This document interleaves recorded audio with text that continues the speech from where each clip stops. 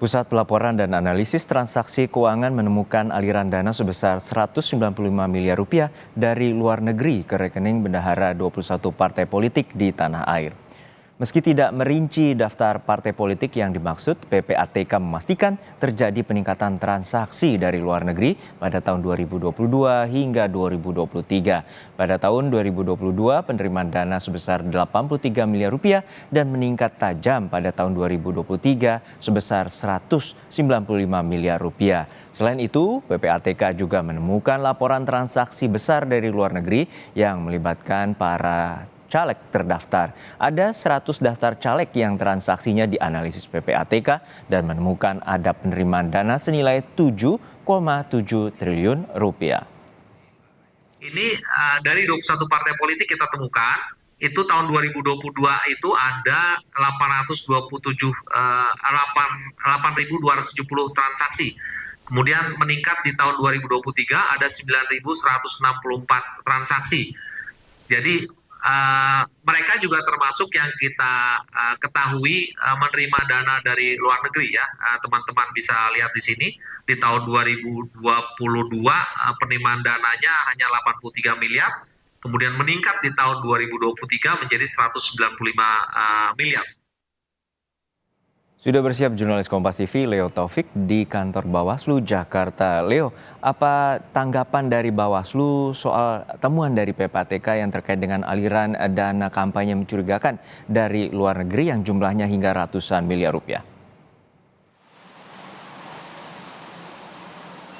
Juno dan saudara, memang kami tadi sempat menghubungi Ketua Bawaslu yaitu Rahmat Bagja terkait dengan temuan PPATK, namun hingga menjelang tadi kami belum menerima balasan dari pesan singkat yang kami kirimkan terkait dengan temuan PPATK ini. Memang sebelumnya PPATK ini menemukan aliran dana dari luar negeri kepada 21 bendahara partai politik menjelang pemilu tahun 2024 ini. PPATK juga mencatat sejumlah dana yang diterima oleh partai politik selama tahun 2023 ini mencapai 195 miliar rupiah. Lalu PPATK juga menerima laporan terkait transaksi mencurigakan yang dilakukan oleh caleg menjelang pemilu ini dengan total transaksi sebanyak 51 triliun rupiah dari 100 caleg yang ada. Adapun jumlah penarikan 100 caleg ini mencapai 34 triliun dan juga penerimaan atau pengiriman dana dari luar negeri ini senilai 7,7 triliun rupiah. Adapun seluruh temuan PPATK ini telah disampaikan langsung kepada Bawaslu maupun KPU RI.